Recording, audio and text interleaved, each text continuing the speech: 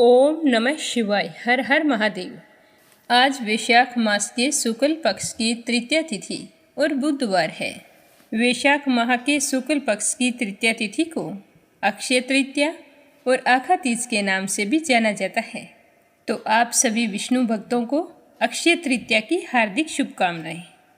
अक्षय तृतीया का मतलब होता है जिसका कभी क्षय न हो अथवा जो हमेशा स्थायी रहे, अक्षय रहे।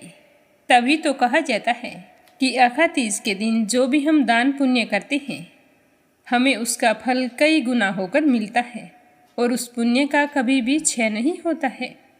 इस संसार में केवल परमात्मा ही है जो अक्षय, अखंड और सर्वव्यापक है।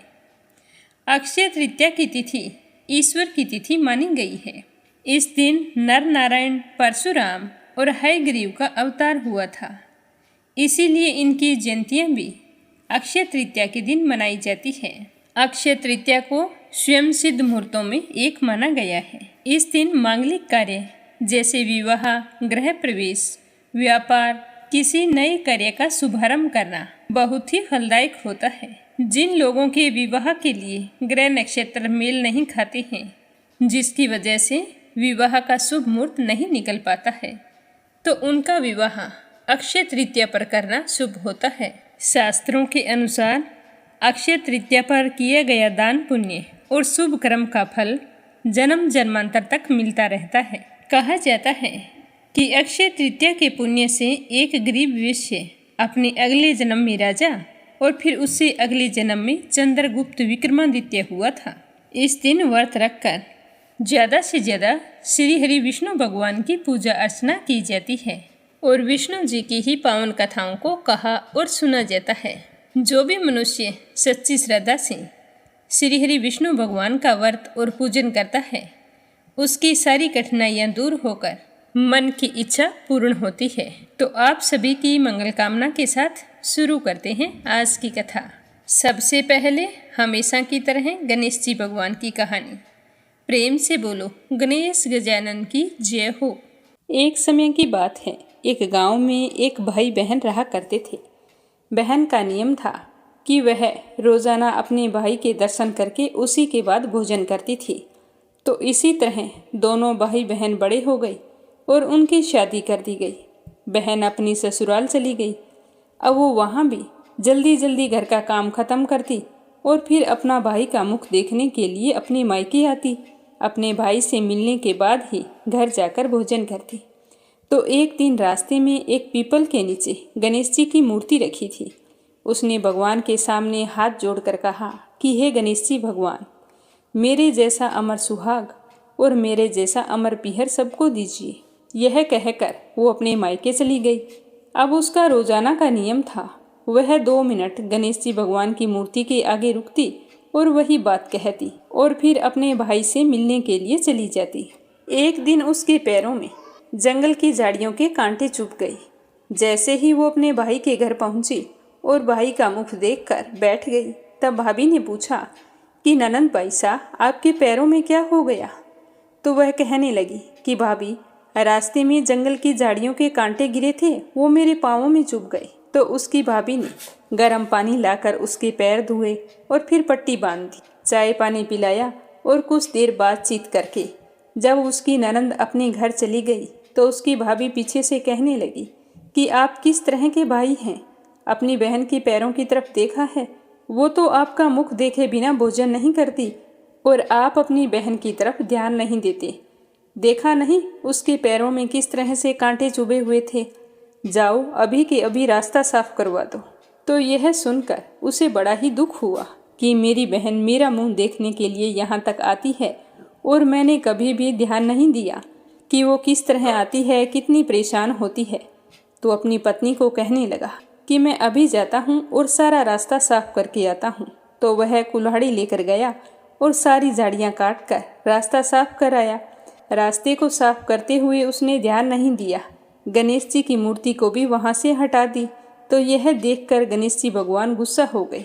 जब वह घर आया तो उसकी तबीयत खराब हो गई और गणेश जी के प्रकोप से वह मृत्यु को प्राप्त हो गया। गांव के लोग इकट्ठा हो गए, संस्कार की तैयारी करने लगे। तो उसकी पत्नी ने रोते हुए कहा कि भाई आप लोग थोड़ी देर रुक जाइए, मेरी ननंद आने वाली है, वो अपना भाई का चेहरा देखे बिना भोजन नहीं करती। तो गांव वाले कहने लगे कि आज तो अपने भाई का मुख देख लेगी, वो कल किसका मुख देखेगी। तो वह कहने लगी कि आज इनकी बहन को इनके दर्शन कर लेने दो, फिर आप ले जाना, यह उसका नियम है। तो गांव वाले उसकी बहन का इंतजार करने लगी। रोज की तरह बहन अपने भाई का मुख देखने के लिए जंगल के रास्ते से निकली। तो जंगल का रास्ता सारा साफ किया हुआ था। तो वह आगे बढ़ी तो उसने देखा कि सिद्धि विनायक भी वहाँ पर नहीं थे।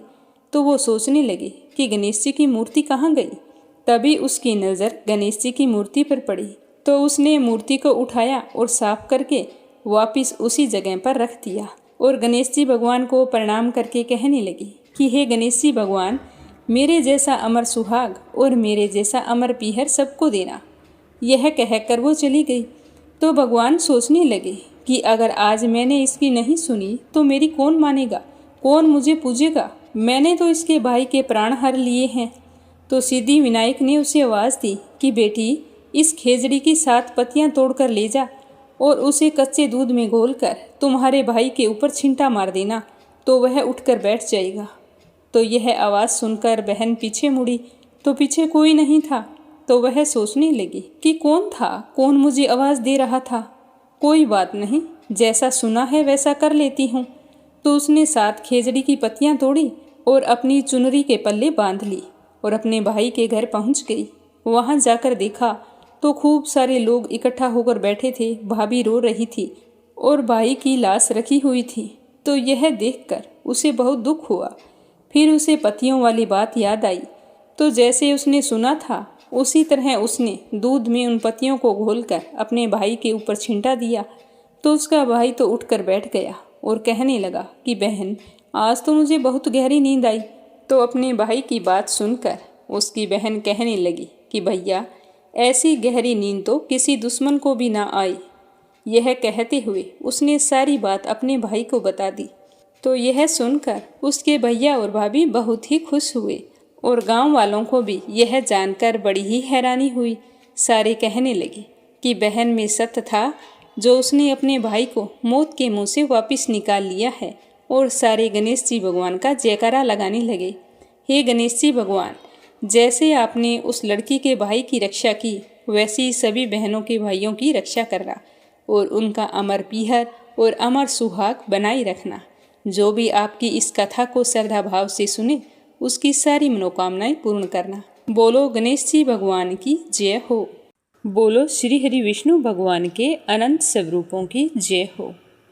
श्रुतदेव जी कहते हैं कि जो मनुष्य अक्षय तृतीया को सूर्योदय काल में प्रातः स्नान करते हैं और भगवान विष्णु की पूजा करके कथा सुनते हैं, वे मोक्ष के भागी होते हैं। जो उस दिन श्री मधुसूदन की प्रसन्नता के लिए दान करते हैं, उनका वह पुण्य कर्म भगवान की आज्ञा से अक्षय फल देता है, जिसका कभी भी क्षय नहीं होता। वैशाख मास की पवित्र तिथियों में शुक्ल पक्ष की द्वादशी समस्त पाप राशि का विनाश करने वाली है। शुक्ल द्वादशी को योग्य पात्र के लिए जो अन्न दिया जाता है, उसके एक एक दाने में कोटि कोटि ब्राह्मण भोजन का पुण्य होता है। शुक्ल पक्ष की एकादशी तिथि में जो भगवान विष्णु की प्रसन्नता के लिए जागरण करता है, वह जीवन मुक्त होता है। जो वैशाख माह की द्वादशी तिथि को तुलसी के दलों से भगवान श्री हरि की पूजा करता है, वह अपने संपूर्ण कुल का उद्धार करके वैकुंठ लोक का अधिपति होता है। जो मनुष्य त्रयोदशी तिथि को दूध, दही, शक्कर, घी और शुद्ध मधु, इन 5 द्रव्यों से भगवान विष्णु की प्रसन्नता के लिए उनकी पूजा करता है तथा जो पंचामृत से भक्तिपूर्वक श्री हरि को स्नान कराता है, वह संपूर्ण कुल का उद्धार करके भगवान विष्णु के लोक में प्रतिष्ठित हो जाता है।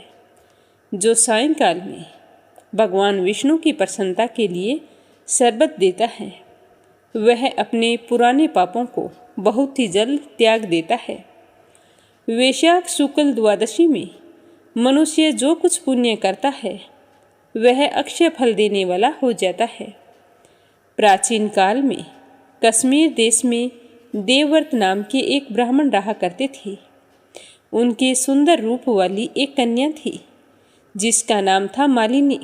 समय के साथ मालिनी बड़ी होती गई तो ब्राह्मण ने अपनी उस कन्या का विवाह सत्यशील नामक एक बुद्धिमान द्विज के साथ कर दिया। मालिनी कुमार्ग पर चलने वाली पुंसचली होकर स्वच्छंदता पूर्वक इधर उधर विचरने लगी। वह अपने पति की आज्ञा नहीं मानती थी, ना ही उसकी अर्धांगिनी बनकर कभी रही थी। वह केवल आभूषण धारण करने के लिए पति का साथ चाहती थी, पर उसकी हितैषिणी नहीं थी। और वह यह कहकर एक दूसरा व्यक्ति घर पर रखती थी कि यह मेरे घर का काम काज करता है, तो सभी जाति के मनुष्य जार के रूप में उसके यहाँ ठहरते थे। वह कभी पति की आज्ञा का पालन करने में तत्पर नहीं हुई।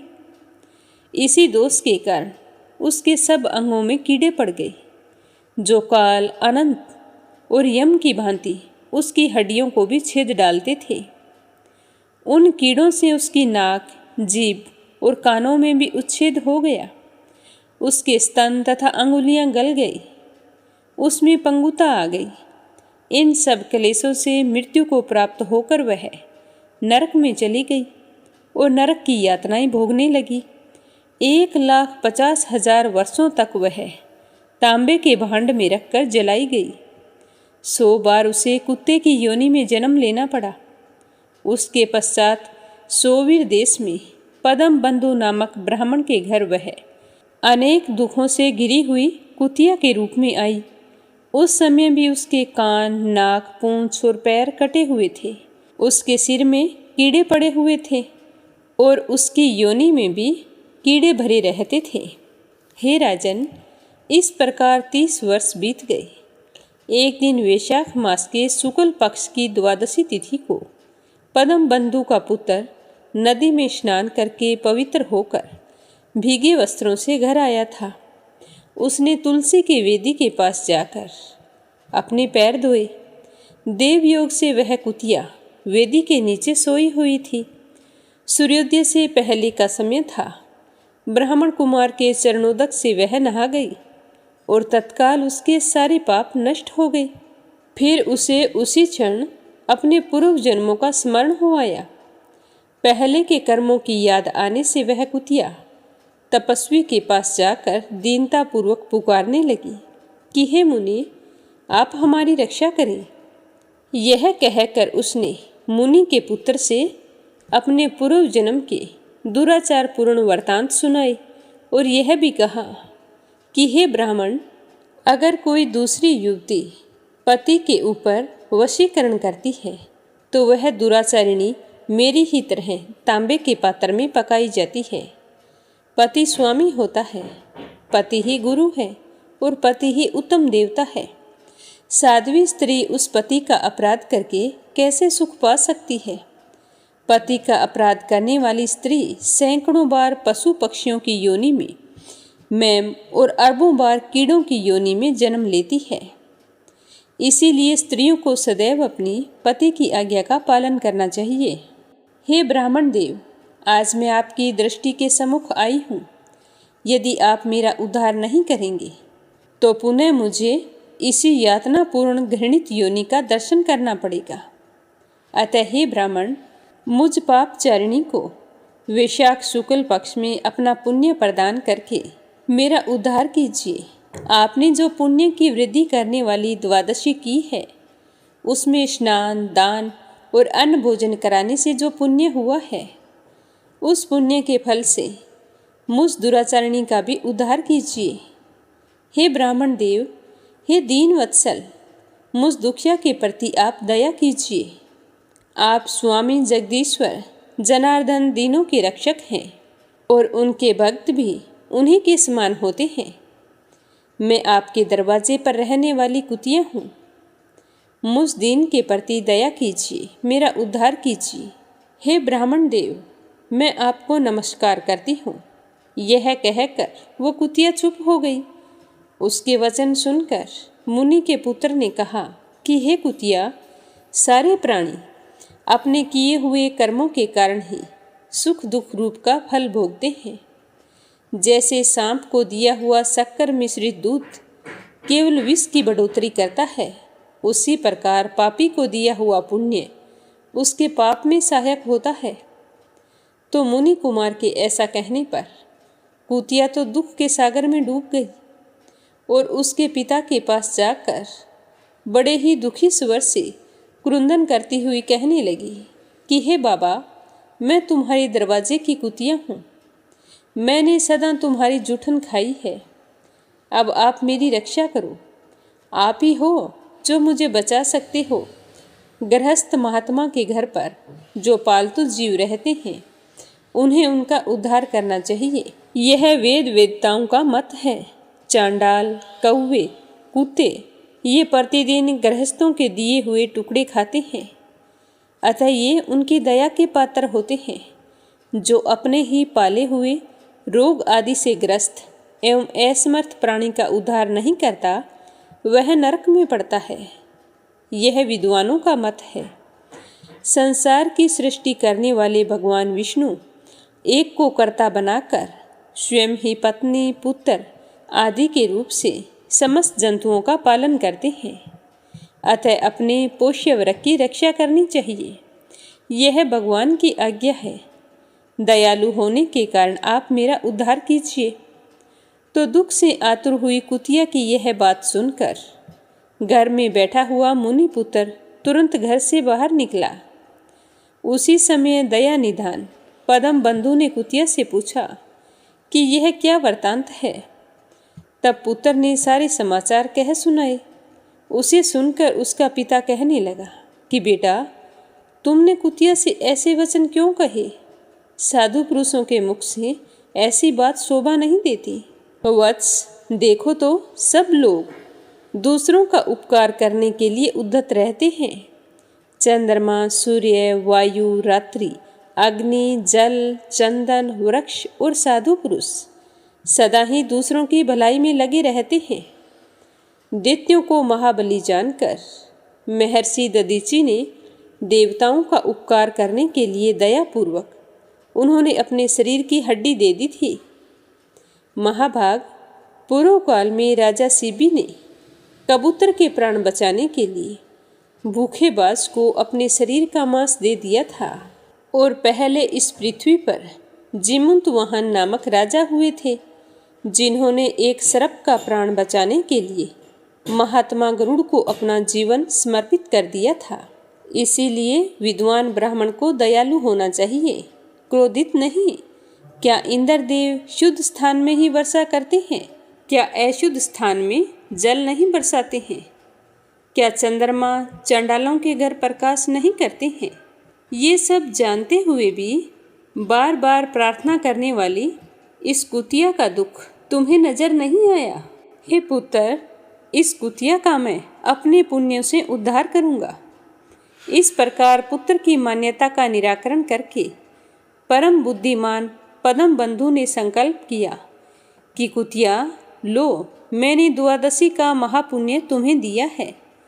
तो ब्राह्मण के इतना कहते ही कुतिया ने सहसा ही अपने पुराने शरीर का त्याग कर दिया और दिव्य देह धारण करके दिव्य वस्त्र आभूषणों से विभूषित होकर 10 दिशाओं को प्रकाशित करती हुई ब्राह्मण देव से आज्ञा लेकर उनका धन्यवाद करती हुई स्वर्ग लोक को चली गई और वहां जाकर महान सुखों का उपभोग करती रही। इस पृथ्वी पर भगवान नर नारायण के अंश से उर्वशी नाम से प्रकट हुई। बोलो विष्णु भगवान की जय हो। जो भी व्यक्ति वैशाख की अक्षय तृतीया और द्वादशी की इस महत्ता को वैशाख के महीने में अक्षय तृतीया पर प्रेम पूर्वक श्रद्धा भाव से सुनता है, वह श्री हरि विष्णु की कृपा का पात्र बनता है। अब अपने सुनते हैं श्री कृष्ण के मुंडन संस्कार की कथा। इसे वैशाख के महीने में और अक्षय तृतीया के दिन जरूर सुनना चाहिए। प्राचीन काल में वृज के लोगों का मुख्य कार्य तो गौएं चराना था और गौएं चराने के लिए कुछ नियम भी होते थे। वहाँ का नियम था कि बालक का जब तक मुंडन संस्कार नहीं हो जाता था वह जंगल में गाय चराने नहीं जा सकता था। तो नंद और यशोदा का लाडला कन्हैया रोजाना आस पड़ोस के सभी पुरुषों और छोटे बड़े बच्चों को गौएं चराने के लिए जाते हुए देखता तो उसका भी मन करता कि मैं भी गौएं चराने जाऊं। तो वह नटखट कन्हैया यशोदा मैया के पास आता और कहता कि मैया, मुझे भी जंगल में जाना है, गौएं चराना है। तो मैया यशोदा उसे मना कर देती, कहती कि बेटा तू अभी छोटा है, थोड़ा बड़ा हो जा, फिर गौएं चराने जाना। तो एक दिन बलराम जी को गाय चराने जाते देखकर लल्ला तो अड़कर बैठ गई और कहने लगी कि दाऊ भैया जाते हैं ना, मैं भी गौएं चराने जाऊंगा। ये क्या बात हुई कि वो बड़े हैं और मैं छोटा हूँ? मैं छोटा नहीं हूँ, आज मैं तो गौएं चराने जाऊंगा। तो उसकी मैया ने समझाया कि बेटा बलराम का मुंडन हो चुका है, इसीलिए वो जा सकते हैं। तुम्हारा जब मुंडन संस्कार हो जाएगा तो तुम भी जंगल में चली जाना। हमारे यहाँ पर गौएं चराने के लिए तब तक नहीं जाया जाता जब तक मुंडन संस्कार नहीं किया जाता। लल्ला, तुम्हारे कितने घुंघराले बाल हैं, कितने सुंदर हैं। क्या तुम गौओं को चराने के लिए इन्हें कटवा दोगे? इन्हीं सुंदर लटों से मेरा कान्हा तो बड़ा ही प्यारा लगता है। तो इस तरह यशोदा रानी उसे लुभाने लगी। अब लल्ला को चिंता हो गई। वो मन ही मन सोचने लगा कि मैं मेरी सुंदर लटों की परवाह करूं या गाय चराने जाऊं। बहुत सोच विचार करने के बाद उन्होंने सोचा कि बालों का क्या है, ये तो फिर से उग जाएंगे। गाय चराने में कितना आनंद आता है, वो मुझे कैसे मिलेगा? अब तो मैं उस आनंद से दूर नहीं रह सकता। तो यह सोचकर कन्हैया तुरंत ही नंद बाबा के पास जाते हैं और कहते हैं कि बाबा, मेरा कल ही मुंडन करवा दो, मुझे तो गाय चराने जाना है।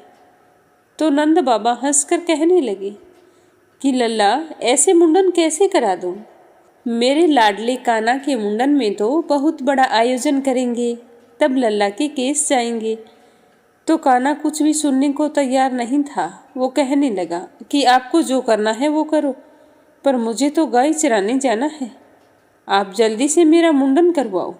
तो नंद बाबा कहने लगे कि पहले तो आचार्य जी से पूछना पड़ेगा कि तुम्हारा मुंडन कब करवाना है। तो यह सुनते ही कान्हा झट से खड़ा हो गया और कहने लगा कि बाबा चलो, अभी चलते हैं, शुभ काम में देरी कैसी। तो नंद बाबा कहने लगे कि बेटा अभी बहुत धूप है, हम शाम को चलेंगे। पर कान्हा तो मानने को तैयार ही नहीं था। वह नंद बाबा को लेकर मुंडन के लिए शुभ मुहूर्त निकलवाने के लिए आचार्य जी के पास चले गए।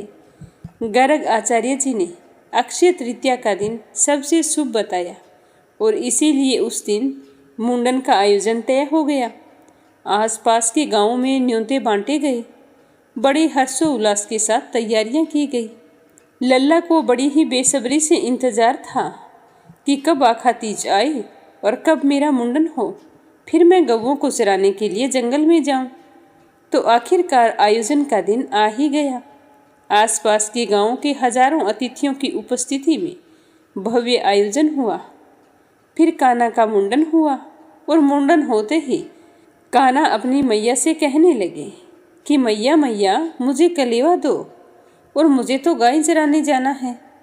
तो उसकी मैया नाराज होते हुए कहने लगी कि इतने मेहमान आए हैं तुम्हें देखने के लिए और तुम हो कि इतनी गर्मी में गाय चराने जाओगे। थोड़े दिन रुक जाओ बेटा, जब गर्मी कम हो जाएगी तब चले जाना। तो यह सुनते ही कान्हा तो जोर जोर से शोर मचाने लगा कि मैया ऐसे थोड़े ना होता है, मैंने तो गाय चराने के लिए मेरे सुंदर सुंदर बाल कटवा दिए, मैंने तो गौओं को चराने के लिए ही मुंडन करवाया था। मुझे मेरी लटें बहुत प्रिय थी। मुझे पता होता कि तुम इस तरह मना करोगी तो क्या मैं इतनी सुंदर लटों को काटने देता। अब मैं कुछ नहीं जानता हूँ, मेरी लटें भी गई और मैं घर पर बैठा रहूँ, ऐसा नहीं हो सकता। मैं तो आज और अभी जाऊँगा, मुझे तो गाय चराने जाना है। तो मैया ने नंद बाबा को बुलाकर कहा कि देखो, ये आपका लल्ला किस तरह से जिद कर रहा है। तो नंद बाबा को पता चल चुका था कि कान्हा मानने वाला नहीं है। तो नंद बाबा ने कहा कि चलो बेटा, मैं तुम्हारे साथ चलता हूँ। आज तो मेरा भी मन है गौएं चराने का, क्योंकि वो इस गर्मी में कान्हा को अकेले दाऊ के साथ भेजना नहीं चाहते थे। तो नंद बाबा सब कुछ छोड़ छाड़ कर लल्ला के साथ चल पड़े। लल्ला ने भी पूरी तैयारी के साथ छड़ी, बंसी, कलेवे की पोटली लेकर बाहर निकले और फिर एक छोटी सी सुंदर बच्चिया के पीछे हो गई। हुर हुर करते हुए वे अपने आप में मगन खुश होकर नाच रहे थे और सोच रहे थे कि देखो, आज मैं कितना बड़ा हो गया हूँ। वैशाख का महीना था, गर्मी अपने चरम पर थी। थोड़ी ही देर में श्री कृष्ण का तो गर्मी से बेहाल हो गया। वह अपनी जिद के आगे हार भी कैसे माने। बाबा से कैसे कहें कि मैं थक गया हूँ बाबा, अब घर ले चलो। चुपचाप चलते रहे और बाबा की ओर देख लेते, पर बाबा ने कुछ नहीं कहा। मन ही मन सोचने लगा कि बाबा की जगह अगर मेरी मैया होती तो खुद ही समझ जाती कि लल्ला थक गया है और घर ले आती। अब थकावट के कारण बेहाल हुए लल्ला चल रहे थे। तभी सामने से ललिता जी और कुछ अन्य सखियां आती हुई दिखाई दी।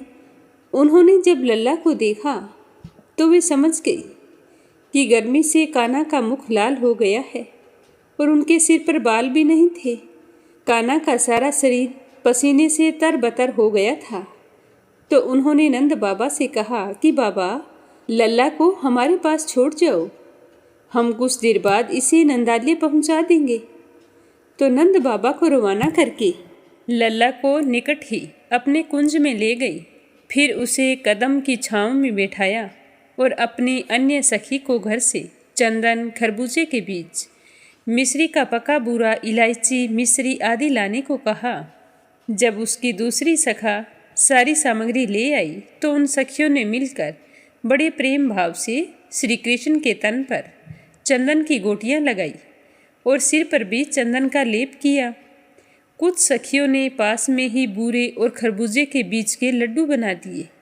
इलायची को पीसकर मिश्री के रस में मिलाकर शीतल शरबत तैयार किया और कान्हा को प्रेम पूर्वक खिलाया पिलाया। और साथ ही ललिता जी लल्ला को पंखा झालने लगे। इतना सब कुछ खा पी लेने के बाद में कान्हा को नींद आने लगी। तो ललिता ने कहा कि तुम यहीं पर सो जाओ, और स्वयं उन्हें पंखे से हवा देती रही। कुछ देर आराम करने के बाद में कान्हा जैसे ही उठे तो ललिता जी उसे नंदालय छोड़ आई। कहा जाता है कि आज भी अक्षय तृतीया के दिन भगवान श्री कृष्ण को ललिता जी के भाव से बीज के लड्डू, इलायची का शरबत खिलाया पिलाया जाता है। विशेष रूप से केसर मिश्रित चंदन, जिसमें मल्यगिरी पर्वत का चंदन भी होता है, उसकी गोटियां लगाई जाती है। तो उस दिन कान्हा की हालत बहुत खराब हो गई थी और उन्होंने गर्मी में गाय चराने का विचार त्याग दिया। तो दूसरे दिन जैसे ही यशोदा मैया ने कहा कि लल्ला, गौएं चराने का समय हो गया है, तो लल्ला ने कहा कि नहीं मैया, मैं नहीं जाऊंगा। तो यशोदा मैया हंसते हुए कहने लगी कि लल्ला, क्यों नहीं जाओगी?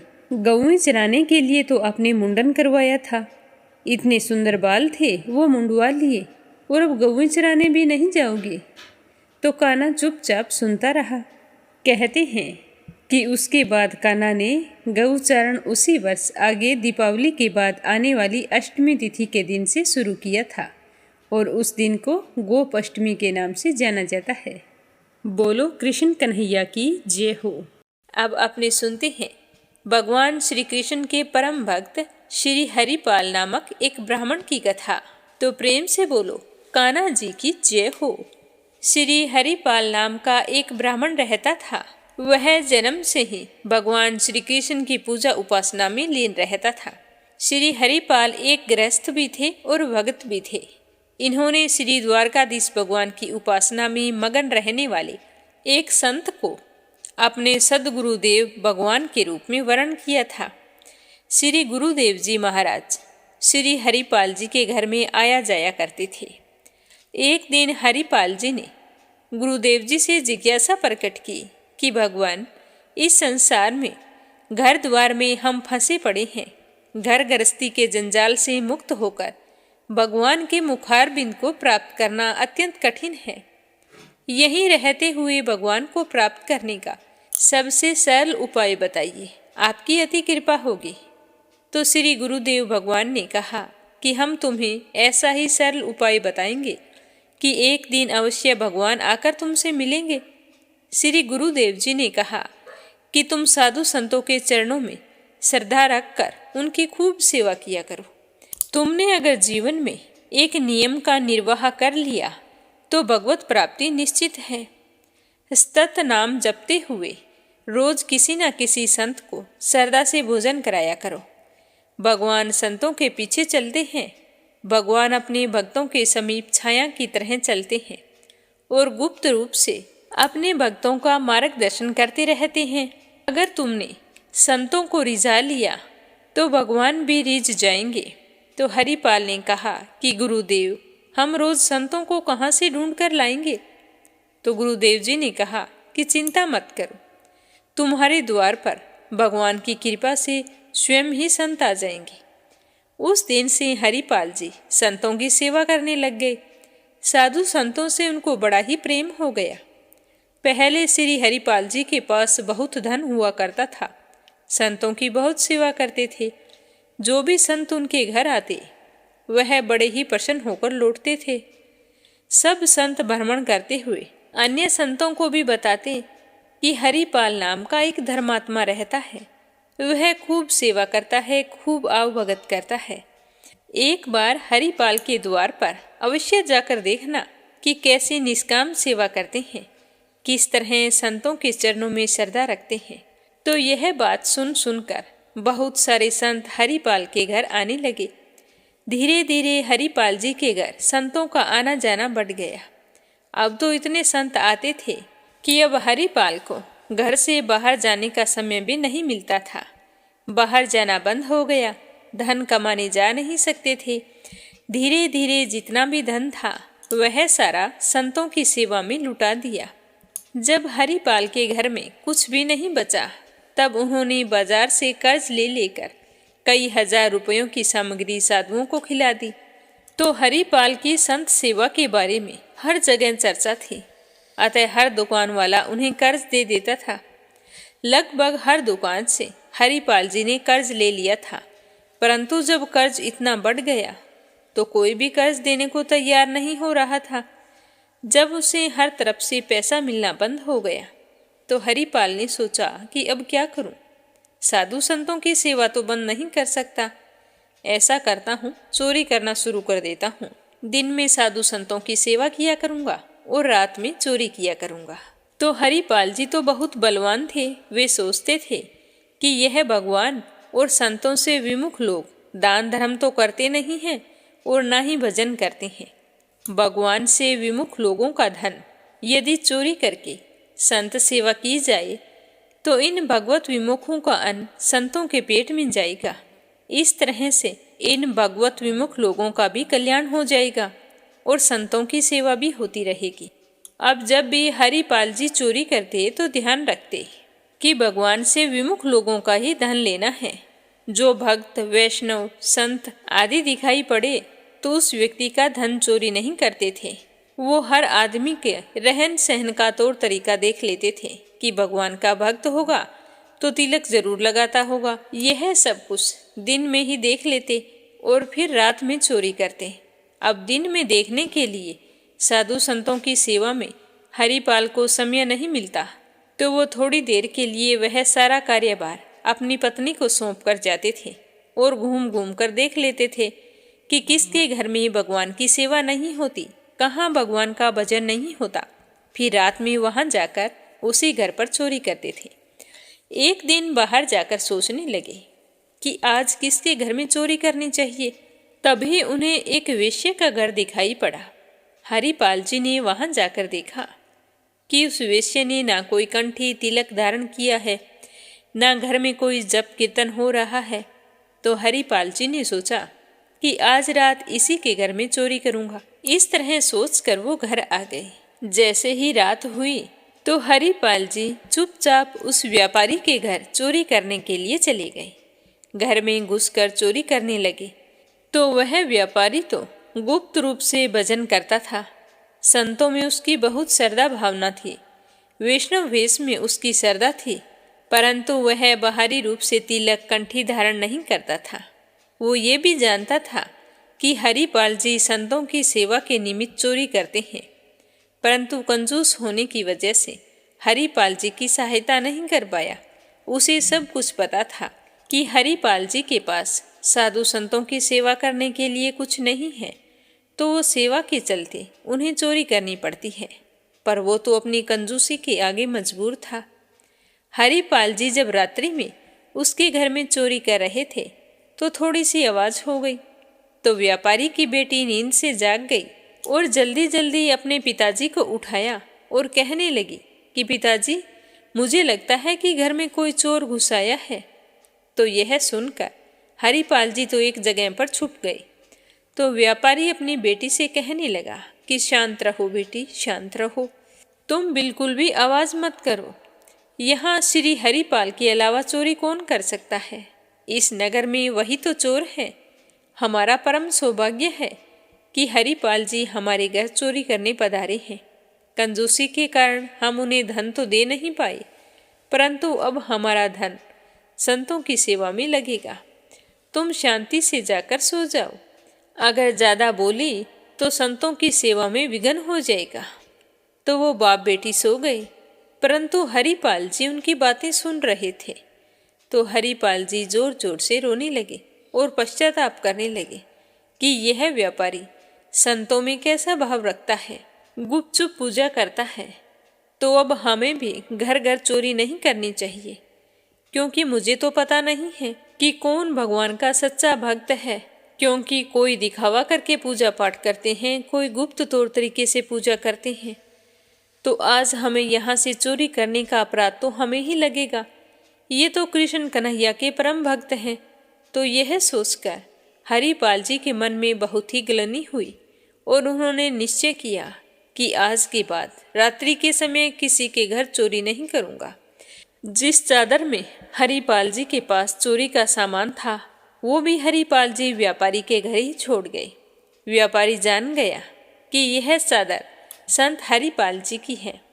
प्रसाद रूप में उसने उस चादर को स्वीकार किया और मस्तक से लगा लिया।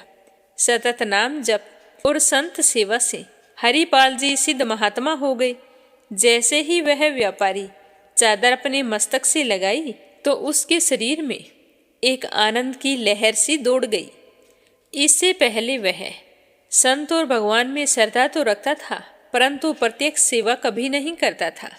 उसकी बुद्धि ऐसी निर्मल हो गई कि वह भी संतों की सेवा में लग गया। और उधर हरिपाल जी चोरी छोड़कर जो भगवान की भक्ति नहीं करते थे, उन्हें पहचान कर लूटपाट करने लगे। एक भाला लेकर जंगल वाले रास्ते पर खड़े हो जाते। हरिपाल जी बड़े बलवान संत थे। वो मार्ग में देखते रहते थे कि कौन राम कृष्ण आदि भगवान के नाम नहीं लेता, उसी को लूट लेते थे। एक दिन कुछ लोग उस रास्ते से जा रहे थे, तो हरिपाल ने उनके गले पर भाला रख दिया और कहा कि जितना धन है सारा मुझे दे दो। तो उनमें से एक व्यक्ति डर गया। उसके मुख से निकल गया कि हे द्वारिकाधीश, हे बांके बिहारी, हे श्री कृष्ण भगवान। तो जैसे ही ये नाम हरिपाल ने सुने तो वो तो पीछे हट गए और उन्हें छोड़ दिया।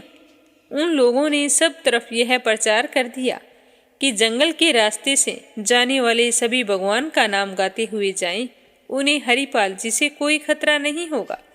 तब उस रास्ते से लोग आने जाने लगे और सारे लोग सीताराम, राधे श्याम, राधे कृष्णा, कृष्णा कृष्णा, बांके बिहारी की जय हो, इस तरह बोलते हुए जाने लगे। अब हरिपाल जी की लूटपाट पूरी तरह से बंद हो गई। एक दिन द्वार पर बड़ी सी संत मंडली आ पहुंची। अब संतों का सत्कार कैसे करें? अपनी पत्नी से यही बातचीत कर रहे थे कि घर में कोई भी सामग्री नहीं है, संतों की सेवा कैसे करेंगे? तो वे दोनों पति पत्नी भगवान का स्मरण करने लगे। भक्त हरिपाल जी को चिंतित जानकर द्वारिका में श्री रुक्मिणी जी के महल में विराजमान भगवान श्री कृष्ण सोच में पड़ गए, क्योंकि हरिपाल की सेवा निष्ठा ने भगवान का मन हर लिया था। तो भगवान श्री कृष्ण ने बड़े ही मूल्यवान वस्त्र आभूषण धारण किए और सेठ का रूप बनाया और चलने लगे। तो श्री रुक्मिणी जी ने पूछा कि प्रभु, सेठ बनकर आज कहाँ जा रहे हैं? इतने सारे आभूषण तो पहनकर आप कहीं जाते भी नहीं हैं। तो प्रभु बोले कि हमारा एक प्रेमी भक्त है, उसी के पास जा रहा हूँ। तो रुक्मिणी जी सोचने लगी कि ऐसा कौन सा भक्त है जिनके यहाँ इतने सज धज के जा रहे हैं। रुक्मिणी जी ने कहा भी मैं भी आपके साथ चलूं। तो भगवान ने कहा कि आओ, परंतु श्रृंगार में कोई कमी ना करना, बहुत सारे सुंदर आभूषण धारण करो और हमारे साथ चलो। तो भगवान ने रुक्मिणी जी से कहा कि हम एक ऐसे भक्त के यहाँ जा रहे हैं, वहाँ कोई भगवत चर्चा न होने पाए, केवल व्यापार, वस्त्र, आभूषण के बारे में ही बातें करते रहना। तो रुक्मिणी जी सोचने लगी कि ऐसा कौन सा भक्त है जो भगवान की चर्चा से चिढ़ता है। तो दोनों सेठ सेठानी का रूप धारण किए हरिपाल भक्त के द्वार पर पहुंच गए और आवाज लगाई। तो हरिपाल जी बाहर आए। तो हरिपाल जी से कहने लगे कि हम अमुक गांव जा रहे थे, मार्ग में अकेले जाने से अनेक संकट है, यदि हमें कोई पहुंचा दे तो हम उसे मजदूरी के रुपए देंगे।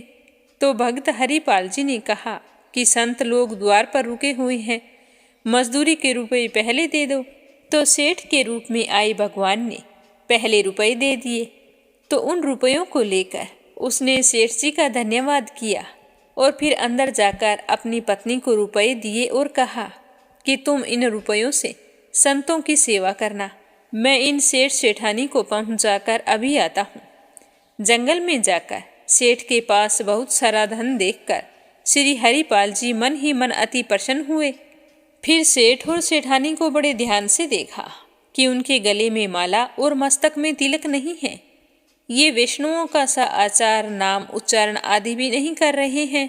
इनके शरीर पर इतने मूल्यवान आभूषण हैं, तो घर में ना जाने कितना ही सोना चांदी होगा, कितने ही भंडार भरे होंगे। अगर मैं इनसे छीन लेता हूँ तो इन्हें तो कोई हानि नहीं होगी, क्योंकि ये भगवान के भक्त नहीं हैं। जब से मैं इन दोनों से मिला हूँ, ये तो केवल व्यापार की ही बातें कर रहे हैं। तो एक स्थान पर रुककर हरिपाल जी दोनों से कहने लगे कि तुम्हारे पास जितना सामान है सब साधु संतों के निमित्त न्योछावर कर अपने शरीर से उतार दो। अगर आपने ऐसा नहीं किया तो हरिपाल की बात सुनकर सेठ सेठानी के भेष में आए श्री कृष्ण और रुक्मिणी ने अपना सब कुछ उतार कर वहां रख दिया। लेकिन रुक्मिणी जी की अंगुली में एक छल्ला था, वह उनसे नहीं निकला। तब हरिपाल जी अंगुली मरोड़कर उसे निकालने लगे। तब वे बोले कि अरे तू तो बड़ा कठोर है, मेरी अंगुली टूट जाएगी, इस छल्ले को छोड़ दे। तो हरिपाल जी कहने लगे कि कैसे छोड़ दूं, इससे तो कई संतों का भोजन हो जाएगा। इस साधु सेवा निष्ठा की बात सुनकर भगवान ने सेठ का रूप त्याग दिया और श्याम सुंदर स्वरूप धारण करके अपने भक्त को दिखाया। हरिपाल जी के गुरुदेव की वाणी सत्य हो गई। तभी भगवान श्री कृष्ण कहने लगे कि भक्तों में श्रेष्ठ तुम ही हो। ऐसा कहकर उन्होंने हरिपाल जी को अपने हृदय से लगा लिया। कहते हैं कि जब कोई भक्त जीवन में कोई नियम ले लेता है तो उस नियम की दृढ़ता से परीक्षा अवश्य होती है। यदि वह उस नियम का किसी भी परिस्थिति में त्याग ना करे तो भगवान की प्राप्ति अवश्य होती है। गुरुदेव जी के द्वारा दिया हुआ यह नियम हरिपाल जी ने कभी नहीं छोड़ा। कैसा भी दुख आया परंतु उन्होंने संतों की सेवा जरूर की। तो उसकी सेवा से प्रसन्न होकर भगवान श्री कृष्ण ने अपने प्यारे भक्त हरिपाल को साक्षात दर्शन दिए और फिर आशीर्वाद दिया कि आज के बाद तुम्हारे पास अपार धन दौलत रहेगी, तुम जैसे चाहो संतों की सेवा कर सकते हो। मेरा आशीर्वाद है कि तुम हमेशा खुश रहोगे। तो भगवान श्री कृष्ण के आशीर्वाद से हरिपाल के घर एक सुंदर से बालक ने जन्म लिया और उनके घर में अन्न धन की कोई कमी नहीं रही। फिर दोनों पति पत्नी जिस तरह पहले संत सेवा करते थे वैसे ही करते रहे। दीर्घ काल तक अपने जीवन के समस्त सुखों को भोग कर अंत में मोक्ष धाम को गए। बोलो श्री कृष्ण भगवान की जय हो।